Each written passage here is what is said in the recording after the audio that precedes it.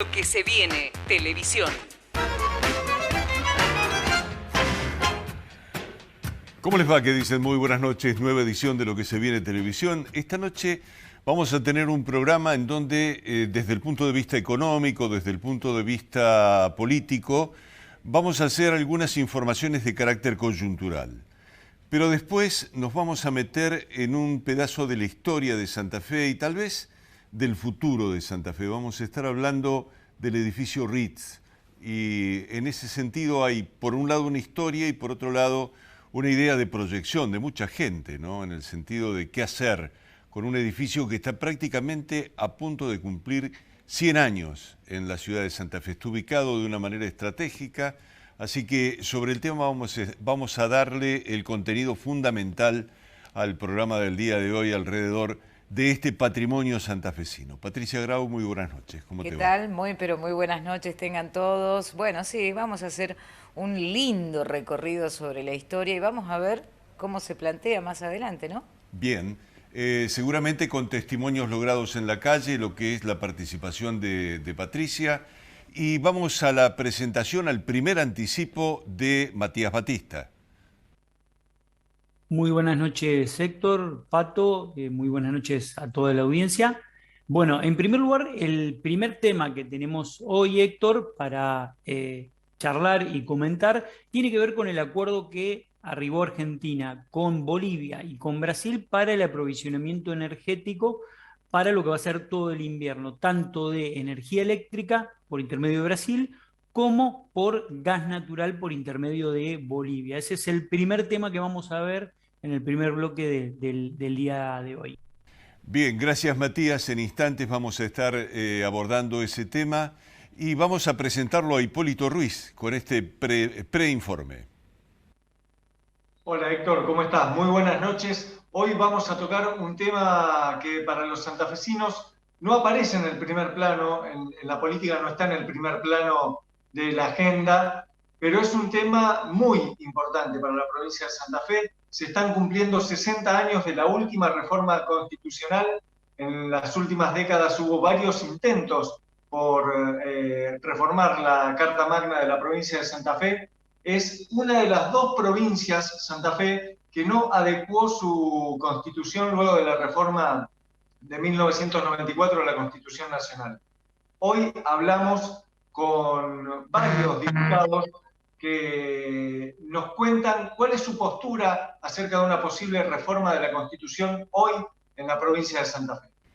Bien, en instantes vamos a estar en contacto con Hipólito para conocer detalles respecto de las opiniones de la dirigencia política alrededor de lo que es la reforma constitucional. Ricardo Dupuy, muy buenas noches, ¿cómo te va? Hola, ¿cómo les va? Buenas noches, un gusto estar acá. Bien, contigo vamos a abordar un trabajo que vos estás haciendo para el diario Litoral, ¿no? Sí, sí. Bueno, que de inesperada repercusión, como decías. Sí. Realmente me da la sensación que tocamos un punto sensible con el edificio Ritz. Las historias que venimos publicando en el diario El Litoral han tenido una repercusión inesperada. Bueno, ya en instantes vamos a estar hablando respecto de este tema y vamos con el segundo anticipo que en este caso formula Matías Batista. Bueno, Héctor, el segundo tema que tenemos para el día de la fecha tiene que ver con una iniciativa oficial por parte del gobierno, más precisamente de Juanchi Zabaleta, que es el ministro de Desarrollo Social de la Nación, que tiene por objetivo incorporar en el mercado laboral a unas 8 millones de personas que hoy están en la economía informal. Esta cuestión tan importante en la Argentina que es la informalidad laboral, cómo fue creciendo y la falta de generación de empleo genuino y de calidad, cómo se puede ir articulando con algunas iniciativas por parte del Estado para tratar de solucionar esta cuestión. Bien, destaquemos por otro lado, y esto me parece interesante plantearlo, que esta semana se ha puesto en marcha una organización para atender el tema de la deuda interna en la Argentina.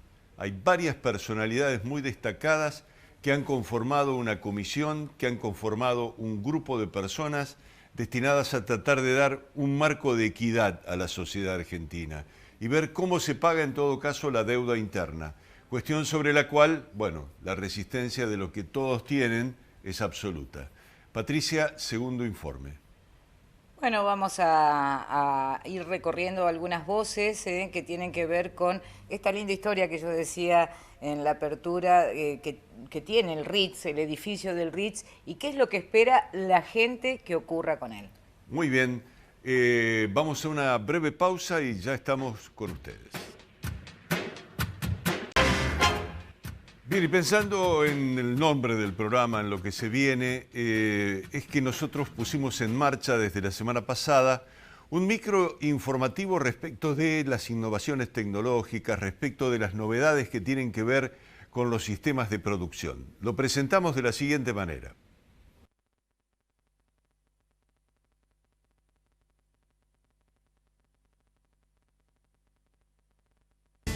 Sancor Seguros, estamos. El 5 y 6 de mayo venidero se concretará en Santa Fe el primer encuentro presencial de la red de parques y polos tecnológicos de la República Argentina. Pasaron 2 años de trabajo a distancia. El encuentro se realiza para coordinar Agenda 2022. La Municipalidad de la ciudad de Santa Fe convoca a sumarse a la red Fab Lab Activa. Es un espacio destinado a estudiantes, docentes y profesionales. Las inscripciones abiertas hasta el 29 de abril a un espacio destinado a investigar, desarrollar e innovar en proyectos digitales. La dirección del Centro Científico Tecnológico CONICET Santa Fe convoca para este lunes 18 de abril a la presentación del microscopio con cañón por emisión de campo. Se trata de una reunión informativa sobre las prestaciones de este instrumental de última generación. Se prepara un encuentro con representantes de la ciudad de Dalian de China. La temática será cooperación en vinculación con la industria del software. Santa Fe Ciudad convoca a participar a clúster, asociaciones y entidades de la región que deben comunicarse con la Secretaría de Desarrollo Económico. Finalmente, visita de Sancor Seguros Ventures. 2 representantes de la entidad estuvieron en el Parque Tecnológico Litoral Ceride. El interés de Sancor para la aceleración litoral y la incubadora de empresas. Bien, una manera de ambientar. Ya digo, con Casablanca me tiraste. Con Casablanca te tiro, por lo menos yo me imagino. Quiero soñar en todo caso que gran parte de la comunidad de Santa Fe, en todo caso, de la gente que visitaba Santa Fe en ese edificio, mucho tenía la casa puesta en lo que era la cultura europea, la cultura norteamericana, ¿no? Sin duda, sin duda, sin duda. Era otra Argentina, era otra Santa Fe, y bueno, era otra las ambiciones que teníamos como provincia, ¿no? Porque, bueno, el estilo de Casablanca, el estilo de entreguerras, era un poco lo que se veía también acá. Claro, se vivía un poco más, seguramente debe haber venido, y eso, yo sé que vos no sos un historiador, pero seguramente algún espía debe haber pasado por ahí, Es ¿no? bastante probable, porque Sí. bueno, en esa época, vos te imaginás que estamos hablando del año 28, se veía a esta zona como una zona del futuro del mundo. El modelo agroexportador estaba en pleno auge. Después, bueno, yo en algunos de los relatos cuento las distintas crisis que debió soportar el hotel, ¿no? La primera de ellas, ahí ni bien se inaugura, es la crisis del 29. Y Claro, después la una caída de crisis Irigoyen. económica internacional. Absolutamente. Esa es una crisis económica internacional. Pero lo cierto es que lo que vos planteás, es decir, cuando Santa Fe decide en todo caso ser ciudad-puerto, es como que hace una escala dentro del crecimiento, y es una escala importante. Eso no significa que aún incluso en esa altura de los acontecimientos no haya habido inequidad en Santa Fe, como la hay hoy también. Sin duda. Sin duda. Pero me parece sí importante entender de que hubo capitales que decidieron invertir en una empresa que tenía que ver con los ferrocarriles. Este edificio estaba destinado a eso. Así fue en su origen. En su origen tenía que ver con la administración de los ferrocarriles. Vos sabés que en el siglo XX los ferrocarriles cambiaron, la empresa ferrocarril y el servicio que prestaban los ferrocarriles cambiaron radicalmente y cambiaron mucho hasta la estatización de la línea del Mitre y del Belgrano, ¿no? Y bueno, obviamente que eso estaba vinculado directamente con eso. Hoy en día pensar semejante edificio para un servicio público es casi imposible. Fíjate que es un edificio hecho con materiales extranjeros, con cinco bloques, que uno los puede ver. El otro día le llamaba la atención a la gente porque yo planteaba que no es solamente el edificio que se ve en calle San Martín, sino que hay 5 bloques que va hasta 25 de mayo. Y con un lujo realmente al estilo Casablanca, ¿no? Claro, un poquito al estilo de lo que estábamos viendo en esa música en donde estaba nada más y nada menos que Neil Armstrong, ¿no? Así que yo lo que digo también, y me parece interesante plantearlo, es que estamos hablando del edificio Ritz, que está ubicado ahí en calle San Martín, 2700. Sí. Plena peatonal. Plena peatonal. ¿Y cuántas veces nosotros transitamos la peatonal? Lo vemos, está, pero no lo vemos, no lo miramos, no lo admiramos en todo caso, en toda su dimensión. Justamente así empezó la historia, ¿no? La historia que me llevó a hacer estos relatos, porque cierto día, como la mayoría de los santafesinos, pasé por ahí y veo unos chicos jovencitos pegando afiche y empapelando y pegando alguna publicidad sobre las paredes del Ritz. Y les pregunto, con toda humildad, ¿no? Sin prepotencia, si sabían dónde estaban pegando eso, y no tenían la menor idea. Una casa abandonada, un edificio abandonado, pero la historia que significa o que ha pasado por ahí es digna de destacar. Y en otros países, Héctor, yo siempre insisto con esto, en otros países esto, en el medio del centro de la ciudad capital, sería un gran pecado. Acá también lo es, pero digamos, estaría seguramente activado y con un tránsito de personas y con un conocimiento que acá no se puede conseguir. Claro, ni tan fácil tampoco.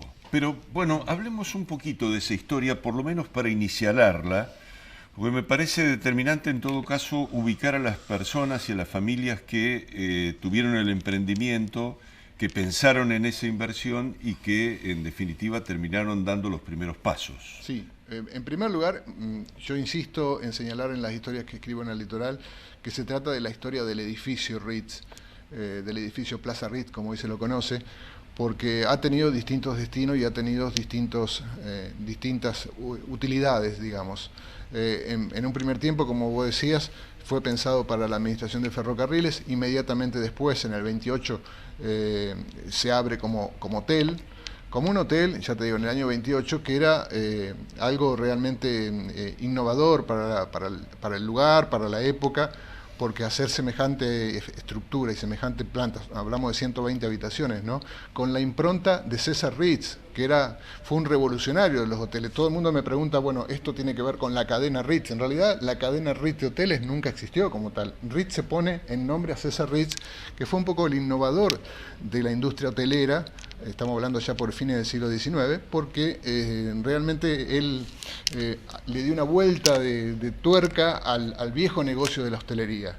Él planteaba en sus manuales, yo de hecho hablo en algunos de los manuales que me llegó después de este trabajo y que tuve la oportunidad de verlo traducido, estamos hablando de una persona que trabajó en Francia y que hizo su explotación o su reexplotación del negocio hotelero en Francia, en París, con dos ejes fundamentales: hoteles con baño privado y hoteles con carta de comedor, con comedor a la carta. Esas son las dos grandes innovaciones de César Ritz. Y por supuesto que el Hotel Ritz de Santa Fe tenía esas cuestiones bien instauradas. De hecho, en las primeras publicidades, algunas de ellas te las pasé por ahí, hablaba de 120 habitaciones con baño privado. Hoy en día vos te imaginas que es inimaginable un hotel de tercera categoría que no tenga baño privado. En aquella época era realmente una novedad. Y carta de comida. Claro. Bien, detalles de por lo menos un primer aspecto, un primer pantallazo relacionado con este edificio emblemático en todo caso, desde el punto de vista arquitectónico también lo es, y esa presencia magnificante en todo caso en el centro de la ciudad de Santa Fe nos obliga un poco a pensar en esto que vos has planteado, que es el relato de algunas historias vinculadas con lo que ha ocurrido dentro de esas paredes, y me parece que por lo menos algunas tenés que empezar a contar. No te queda otra alternativa. Hay muchas realmente. Hay muchas y siguen llegando. Vos sabés que cuando empecé esta serie de relatos tenía 3 o 4 en el tintero. Hoy en día tengo 30, 40, porque cada vez que se publica algo los domingos en el litoral, llueven posibilidades y llueven alternativas y llueven, yo fui testigo de tal o cual hecho. Una de ellas que comentamos el otro día por la radio, que a mí realmente me ha sorprendido muchísimo porque no la tenía registrada, era la que habla de la presencia de Borges en el año 66, hospedado en el Ritz y asistido por quien hoy en día es el Papa Francisco. Toda una situación muy particular. Teniendo en cuenta... ¿Cómo llegaste a esa verdad?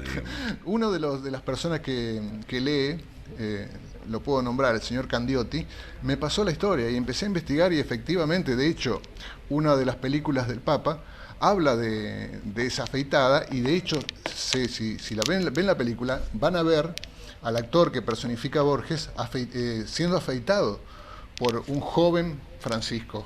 Claro. Y bueno, realmente eso sucedió, no como dicen en la película, en la Inmaculada, sino que sucedió en el Ritz. Hotel Ritz, No. en el tercer piso del Hotel Ritz. Ajá. Y bueno, con toda la alegoría que significa que, como te decía el otro día, un poco la literatura borgiana tiene mucho que ver con los cuchillos y paradójicamente el Papa le pasó el cuchillo a Borges en pleno Hotel Ritz. Y eso es algo absolutamente olvidado, que hoy en día nadie lo tiene presente. Claro, no, nadie lo tiene presente. Hay una lista, yo vi en una publicación que hacen, en una entrevista que te hacen a ti en el diario El Litoral, donde hay una nómina parcial de las personalidades que pasaron por el hotel que son realmente conmovedoras. Lo que vos te imagines en aquella época, desde Hipólito Yrigoyen, que estuvo después de la inauguración, Hipólito Yrigoyen cae en el 30, el hotel se inaugura en el 29, pasando por Perón, pasando por Evita, la gente, los artistas más destacados de la época estuvieron acá, los equipos deportivos venían a parar en el Ritz, de hecho Globetrotter paró varias veces en el Ritz, todas las selecciones, toda la gente que pasaba por acá, incluso los empresarios, incluso gente de la realeza que en algún momento vino por algún motivo puntual que tenía que ver con la compra de caballos, hacían sede en el Ritz. Y bueno, son todas historias que se entremezclan y que paradójicamente, como te insisto en decir, pasan inadvertido por la gran mayoría de la gente. La gran mayoría de la gente no conoce. Claro, no hay un conocimiento respecto de lo que pasó allí, ni tampoco en general en la ciudad de Santa Fe. Fíjate que seguramente los constituyentes deben haber pasado por el Hotel Ritz, ¿no? Por supuesto. Y en Santa Fe hubo muchas asambleas constituyentes. Una cuestión que en todo caso fue rescatada hace algunos años atrás como un valor de la ciudad de Santa Fe. Es más, hoy hay un monumento a la Constitución Nacional, un museo de la Constitución Nacional, que refleja muy bien ese aspecto, refleja muy bien lo que fue la ciudad de Santa Fe históricamente, ¿no? Sin duda, no. Bueno, los constituyentes pasaron todos y se hospedaban mayoritariamente en el Ritz. Esto fue así, por lo menos en las primeras épocas, vale recordar, por ahí para algún memorioso, que en los últimos años el Ritz baja un poco su perfil.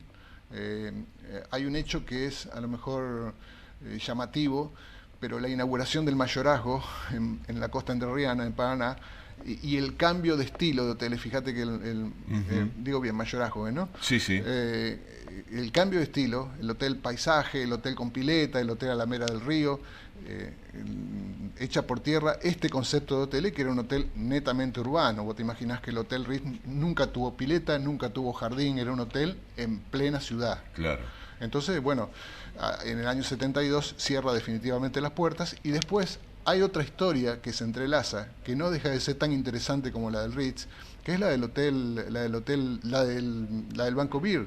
Claro. Yo te lo comentaba el otro día, sí.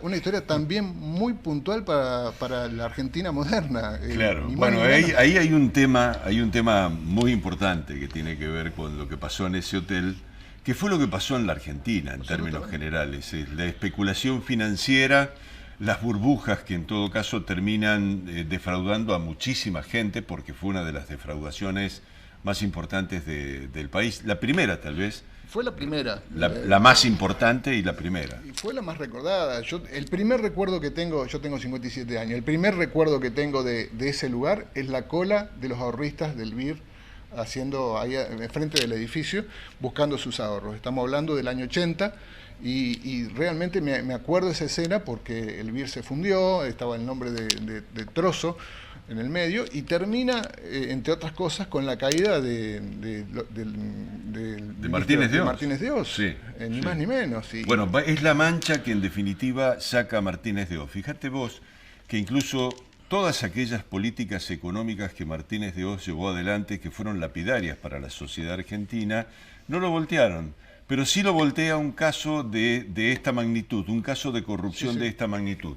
No quiere decir que el resto de las acciones de Martínez de Oz hayan sido límpidas y cristalinas. Absolutamente que no. Es más, bueno, Videla también cae después de la hecatombe del Ritz y del BIR. Acelera el proceso de el sustitución proceso. dentro de la Junta. Absolutamente. Sí. Y bueno, fue una estafa monumental, muchos pequeños ahorristas quedaron ahí enganchados y nunca recuperaron sus ahorros. Y la figura del presidente del directorio de ese banco, también otra historia que yo por ahí la voy a contar en próximas ediciones, nunca fue atrapado, digamos. Trozo murió, tentativamente murió, porque debe tener cerca de 90 años a esta altura, murió en el extranjero y nunca figuró en la lista de más buscados de Interpol, nunca fue atrapado, jamás. Claro, ahí en ese sentido es la escuela de la especulación financiera lo que fracasa en la Argentina, con este caso, ¿no? Que en todo caso lo podemos plantear o pegar con el edificio, porque así funcionaba el banco para la ciudad de Santa Fe, pero yo creo que es parte de una escuela en la que después la sociedad argentina no pudo salir. Los informes que vamos a estar escuchando de economía en el programa de hoy también hacen referencia o son consecuencia en definitiva de esa especulación financiera. Es un caso, ya te digo, paradójico en la historia porque corta las aguas, digamos. La figura del BIR y la figura de Trozo son figuras que en algún momento, bueno, en economía se estudia, ¿no? Pero digamos, fue un antes y un después. Incluso, ya te digo, es paradójico que Trozo haya apuntado a un hotel. En declaraciones que veo por ahí de aquellas épocas, él siempre pensaba que su negocio era de corto plazo y en algún momento iba a explotar porque era un economista importante. Sabía que en algún momento se venía la hecatombe, daba intereses impagables en dólares. Bueno, no quiero entrar en cuestiones económicas porque va a ser muy aburrida la charla, pero digamos, tenía una tasa de interés absolutamente impagable y sabía que en algún momento iba a explotar. Y paradójicamente compra un hotel, digamos.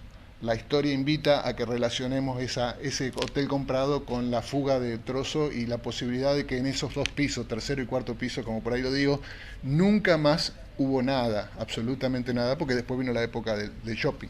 Bien, estamos conversando con Ricardo Dupuy, es escritor, profesor, y que está trabajando en el diario El Litoral haciendo los días domingos, ¿verdad, Ricardo? Domingos, mañana y tarde, en las dos ediciones. Bien. Está publicando una serie de notas relacionadas con el Hotel Ritz, o con lo que fue el Hotel Ritz, lo que es el edificio Ritz. Vamos a hacer una breve pausa, después entramos en un conjunto de informaciones y continuamos la conversación.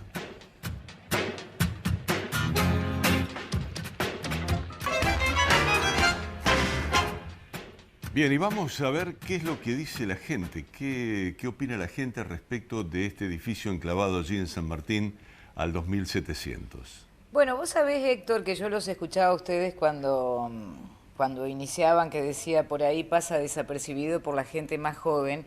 Y sí, es cierto, uno cuando hace el trabajo de campo y se pone a buscar declaraciones de la gente, también observa cómo camina, cómo va, cómo viene. Y los más jóvenes, es cierto, no miraban los edificios, pero la gente más grande, una señora mayor que se detuvo a mirar así, viste, como diciendo, este coloso dormido. Sí, sí. Pero bueno, sí, salimos a la calle, preguntamos a la gente, vecinos, principalmente de allí, de calle San Martín, qué es lo que piensan, qué es lo que quieren que pase con este edificio. Así que vamos a compartir las opiniones.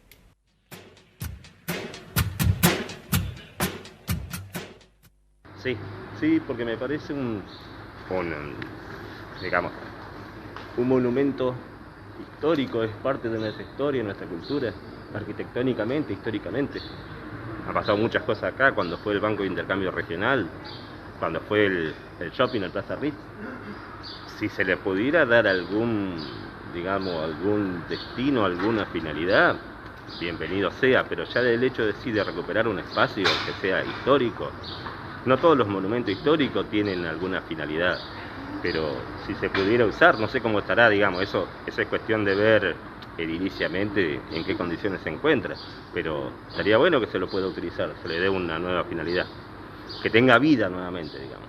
De hecho, cuando era el Plaza Pitt, a mí particularmente, también en ese entonces no existía el shopping, el último que está, el Recoleta sí ya se encontraba. Este era mucho mejor que el Recoleta, en el sentido de que era mucho más grande. Al ser más céntrico, digamos, yo personalmente jugaba al ajedrez acá enfrente, así que me cruzaba y ya estaba. Así que sí, no, estaría bueno porque está en pleno centro. La verdad que eso estaría muy bueno. Bien, vamos a lo que es el primer informe de Matías Batista. Lo escuchamos. Matías. Bueno, el primer tema, como decíamos, y lo comentamos al inicio del programa, Argentina arribó a un acuerdo muy importante con Bolivia, básicamente, para la provisión de gas natural en lo que va a ser todo el invierno. Argentina tiene un problema energético muy grave. Demandamos alrededor de 120 millones de metros cúbicos de gas diariamente a lo largo de todo el invierno, y la producción nacional está en 100 millones de metros cúbicos. Hay una insuficiencia energética ahí de 20 millones de metros cúbicos durante el invierno por día.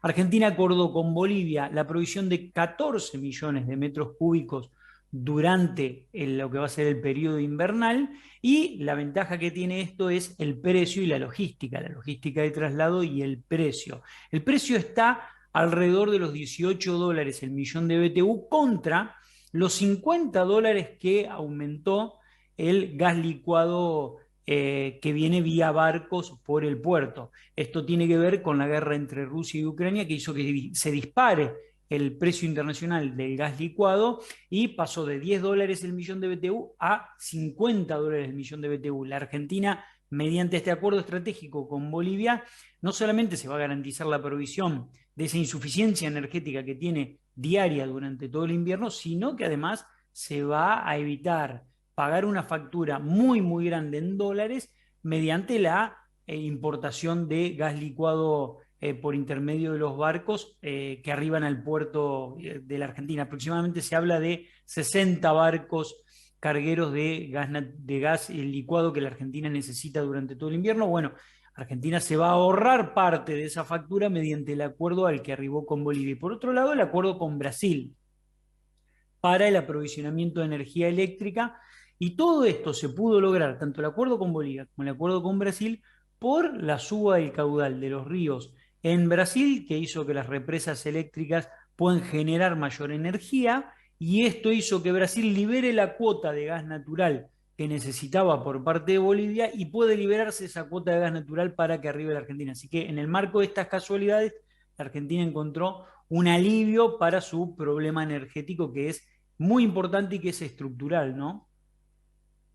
Bien, Matías, muchas gracias. Importante el tema que terminás de plantear y sobre todo ese equilibrio que las relaciones internacionales permiten, en todo caso, para lograr una síntesis, ¿no? Que la síntesis siempre ha sido pensada como la unidad latinoamericana. No es tan fácil de conseguirla. Patricia, segundo informe. Bueno, me quedé pensando cómo habrá sido la energía en el Ritz en aquel momento para proveer a semejantes. No debe haber sido esplendorosa, no creo que ahora sea así. Pero bueno, vamos a una segunda opinión respecto de qué se espera para el Ritz. Él es Hugo, vecino, trabaja enfrente justamente. Así que vamos a compartir lo que él piensa y cree. Y es más, habla de en algún momento una intervención desde el punto de vista político, específicamente fue la propuesta de Paco Garibaldi oportunamente de expropiación para, para darle un destino. Ponerlo en valor. Ahí vamos.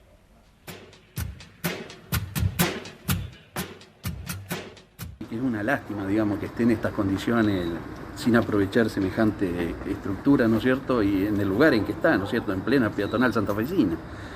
Pero bueno, se ve que la desidia de los propietarios. ¿Cómo es?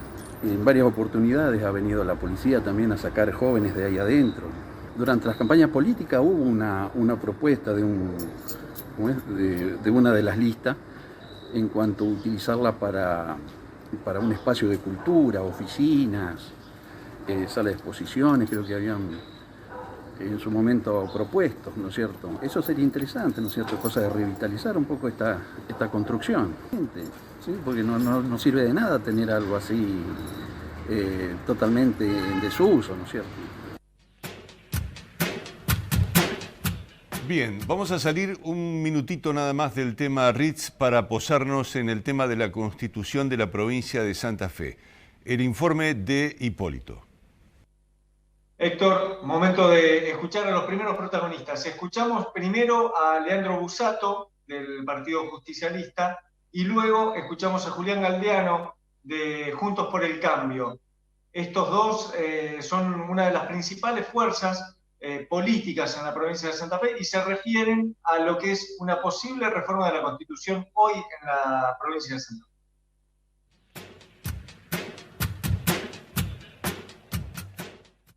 Me parece que es un tema que demanda un gran consenso político. Yo diría, primero, una necesidad unánime de todas las fuerzas políticas parlamentarias y sin representación parlamentaria de encontrar un marco común donde discutir esto. Segundo, tratar de generar un proceso de apertura y de discusión que permita hacer de entender la implicancia y la importancia que tiene modificar una Constitución. Y tercero, ponerse de acuerdo en los temas a modificar. O sea que no veo que sea un tema tan sencillo. No creo que sea un tema urgente para la sociedad, pero creo que es un tema que, si hay una agenda que, entre otras cosas, plantee modificar algunas cuestiones del día a día o del quehacer doméstico de los santafesinos y santafesinas, y eso está vinculado a la necesidad de reformar la Constitución, hay que verlo.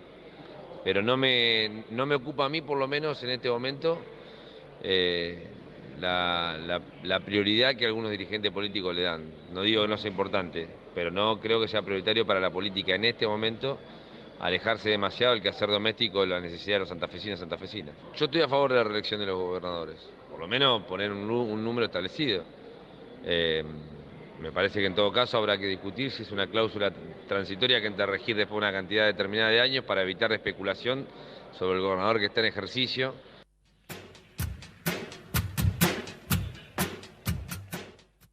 Siempre defendimos desde el radicalismo, en este caso Juntos por el Cambio, la necesidad de actualizar la Carta Magna Provincial.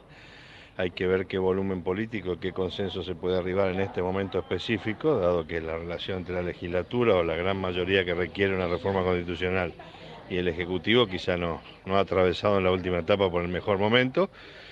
Los cambios de esta envergadura, si bien son absolutamente indispensables, necesarios y hay que motorizarlos cuanto antes, dado el atraso que tiene la Constitución de Santa Fe, también requieren un gran acuerdo político y eso se comienza dialogando, no imponiendo, y creo que es el proceso que debería llevar adelante el gobierno de la provincia con la legislatura o con las fuerzas políticas que tienen representación parlamentaria para ver hasta dónde se puede llegar y cuándo. Bien, Patricia, vamos entonces a lo que es, por este bloque, la última participación de la gente opinando respecto del edificio Ritz. Bueno, vamos a escucharlo a Jorge. Él no solo que lo conoció al Ritz, sino que trabajó dentro del Ritz. Así que lo escuchamos a Jorge.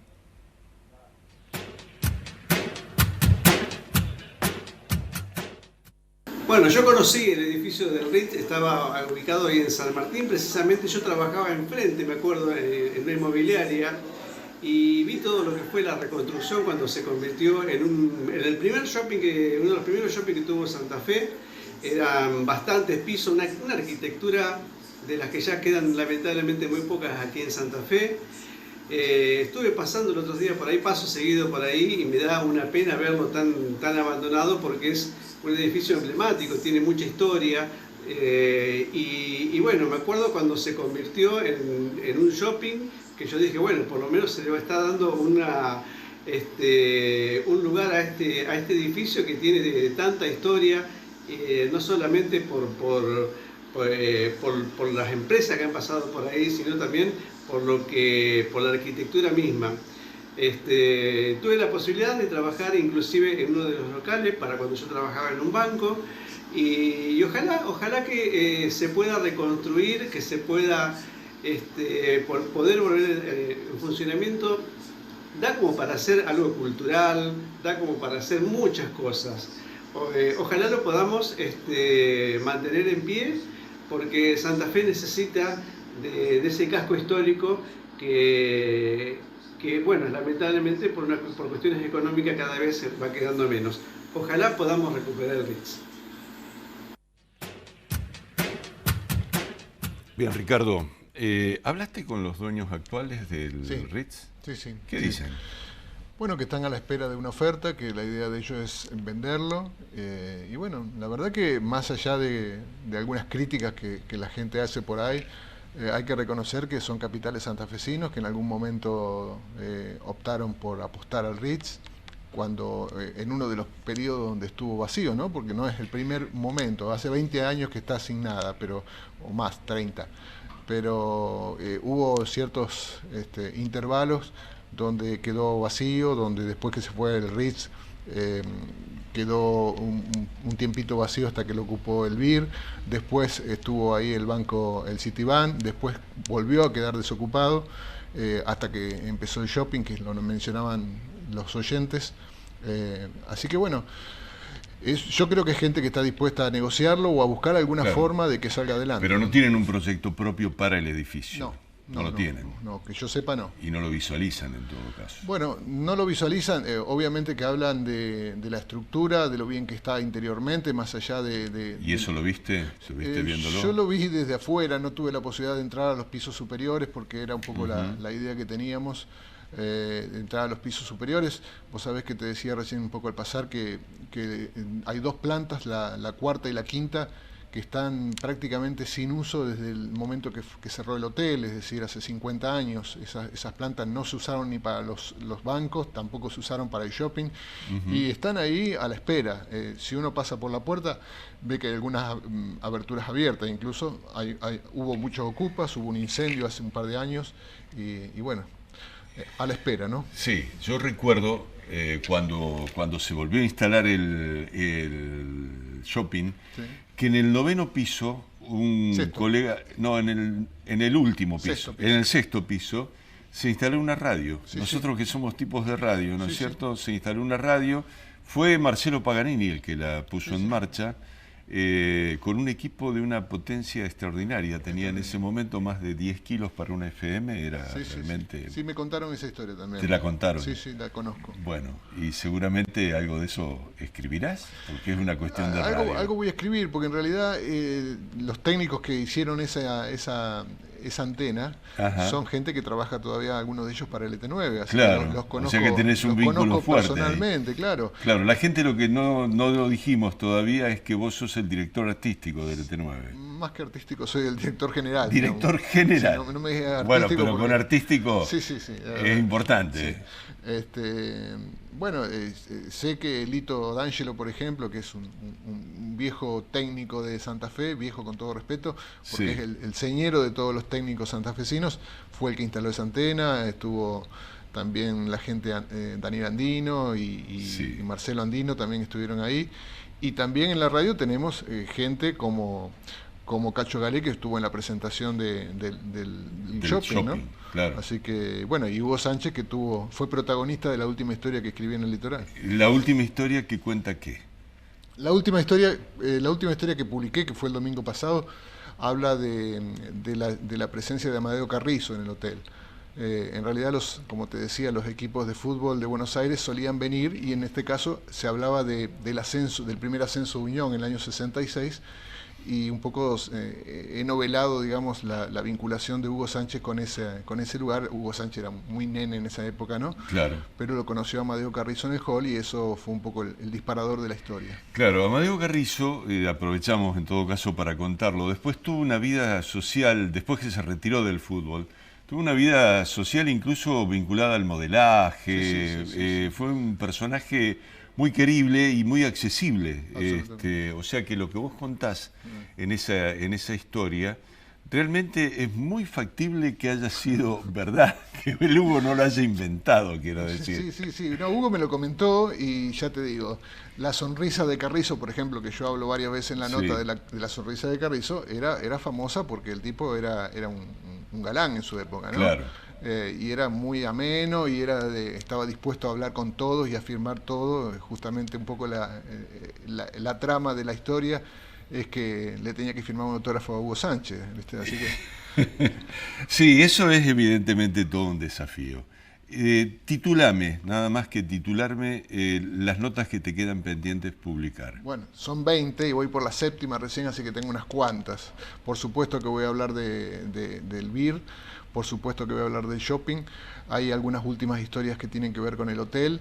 Hay una muy apasionante, bueno, la de Borges te la conté, hay otra que estoy empezando a escribir este fin de semana y va a tener 2 entregas, que es de los cocineros. Los cocineros eran papeles fundamentales en el hotel. Claro. Y hubo un cocinero que me llegó la historia, un cocinero italiano, que era un hombre de un gran volumen físico, decían 200 kilos de cocinero, lo nombro varias veces en la nota, que lo apodaban el oso Bolche porque era comunista. Ajá. Y bueno, y eso es de toda una historia muy interesante porque incluso se cuenta el fallecimiento de su esposa acá en el hotel, ¿no?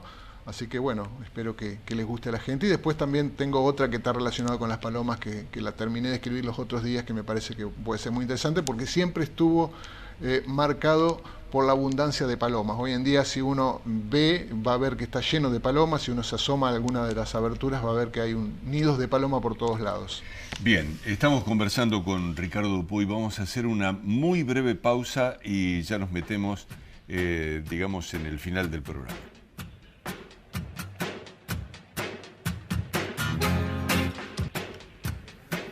Bien, vamos a ir con el segundo informe que plantea Matías Batista desde el punto de vista económico. El segundo tema del día de hoy tiene que ver, como lo comentábamos al inicio también, con un proyecto de ley para crear un monotributo productivo que dé lugar al ingreso a la economía formal a 8 millones de personas que hoy están en la informalidad total o en la cuasi informalidad mediante algunos planes que tiene el gobierno. Todos sabemos que uno de los grandes problemas que tiene la Argentina es no poder generar empleo de calidad sostenido en el tiempo que haga que una masa importante de trabajadores y trabajadoras argentinos que están en la informalidad laboral se puedan incorporar a la formalidad. Bueno, el gobierno mediante este proyecto de ley que tiene por objetivo incorporar cerca de 8 millones de personas, que va a modificar la ley de compra nacional para que el Estado Nacional pueda contratar en términos más laxos con determinadas cooperativas de trabajo y pueda garantizar el puntapié inicial para que estos sectores puedan empezar a incorporarse a la formalidad laboral en el marco de este nuevo proyecto de monotributo productivo que está creando el gobierno. Y el gobierno va a sostener durante los primeros 2 años tanto obra social como aportes jubilatorios para que después sí se incorporen de alguna manera al monotributo que todos conocemos. La idea tiene que ser una articulación entre el monotributo productivo y posterior el monotributo que todos ya conocemos. Le va a permitir al Estado Nacional facturar hasta lo que es una categoría C. Hoy el monotributo social permite facturar una categoría A, son alrededor de 38.000 pesos por mes. Esto va a casi duplicar o un poco más todavía la posibilidad de facturación de estos monotributistas. Y bueno, en buena hora que el gobierno piense en crear un esquema de articulación entre los esquemas impositivos para la incorporación a la formalidad y los sectores que están en la informalidad. Lo que pasa es que acá el problema es después, en el mediano plazo y largo plazo, si el sector privado no sostiene esta iniciativa mediante la duplicación de la producción, mediante el crecimiento de la economía, y el sector privado no lo puede sostener, en definitiva va a ser el Estado quien va a tener que seguir sosteniendo este esquema. Me parece buena la iniciativa, me parece buena la idea, pero hay un problema estructural para la Argentina, que es que si no crece la economía y no se empieza a expandir el PBI, es muy difícil que después esta articulación entre lo que hoy va a ser público se pueda dar con lo privado. Así que bueno, este es el segundo tema del día, Héctor. que he traído y que me parece muy, muy interesante que el gobierno nacional se ocupe de esta cuestión. Por lo menos instala la discusión. Muchos sectores dicen, bueno, esto es darle formalidad a la precarización del laboral. Bueno, lo importante es que se discuta esta cuestión para ver cómo se incorpora un gran universo de trabajadores y trabajadoras a la economía formal. Este es el primer puntapié inicial. Habrá proyectos de los otros sectores políticos para mejorar esta iniciativa y en buena hora que eso ocurra, ¿no? Muy bien, Matías, muchas gracias. Nos encontramos la semana que viene. Y Pato, a ver qué más dice la calle. Bueno, vamos a ver qué dice Martín, un poco más joven, quien va a estar opinando.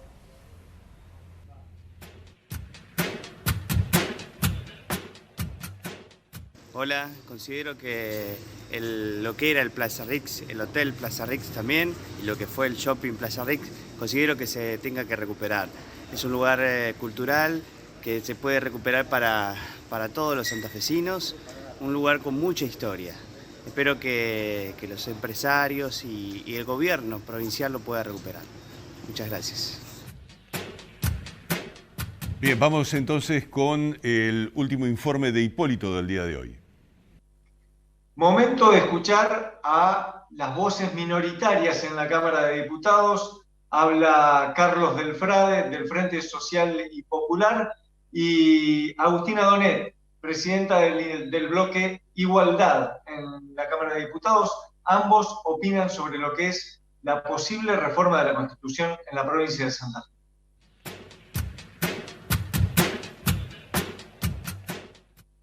A favor y general, sin ningún tipo de limitaciones. Y que después incluso los constituyentes también me gustaría que se expiran sobre la cuestión de la reelección, porque si eso es una traba, ya vamos a cumplir ahora, en estos días estamos cumpliendo 60 años de la Constitución, así que yo quiero una reforma integral, con poder pleno a los constituyentes. Y yo estoy de acuerdo si sale en esa discusión, yo no me opongo nunca a esa idea, salvo que salga una reforma parcial y se deje afuera el tema de la reelección. Tampoco me opondría que sea así, pero no puede ser una traba para reformar la Constitución. Ya estamos, 60 años tiene la Constitución, sí. Por eso tenemos los problemas que tenemos con los fueros.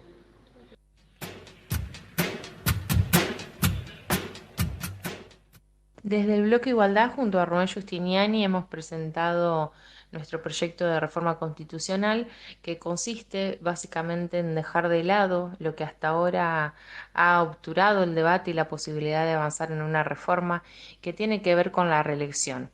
Si todos los espacios políticos se han pronunciado pública y abiertamente como reformistas y por tanto propensos a la reforma de la Constitución provincial, cabe hacerse la pregunta de por qué hasta ahora no hemos podido avanzar en esto, siendo de que tenemos una reforma de la Constitución Nacional del año 1994 y que todas las provincias han ido adaptando sus constituciones y aún así Santa Fe no lo ha hecho.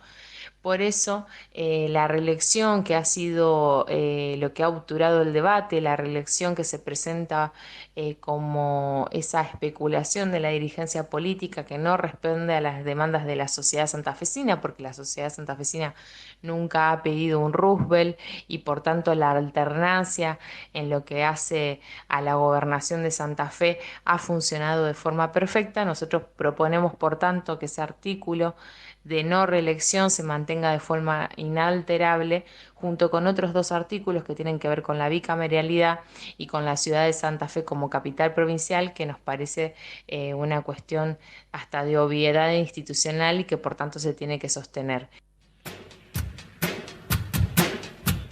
Bien, Patricia, último informe, en este caso, la opinión de una mujer. Exacto, me interesaba la opinión de Paola justamente porque ella es comerciante y quería ver qué es lo que sentía ella en cuanto al impacto económico que podía traer el hecho de que se vuelva a restaurar. De poner en marcha esto, sí. Uh-huh.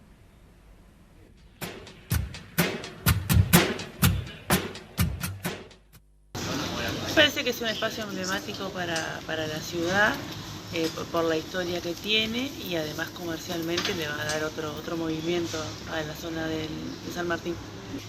Parece que más allá de las actividades comerciales se puede hacer encuentros culturales o exposiciones, traer un poco más la parte cultural a la peatonal. Me parece que sería para aprovechar en ese sentido.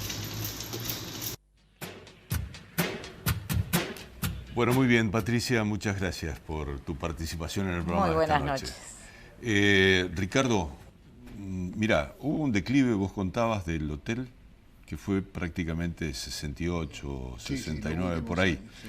Bueno, coincidió con el declive de este personaje con el que nos despedimos en el programa del día de hoy. Estaba al borde de la muerte, pero era un grande de la música, y sonaba en las radios, muchos sonaban en las radios, Elvis Presley.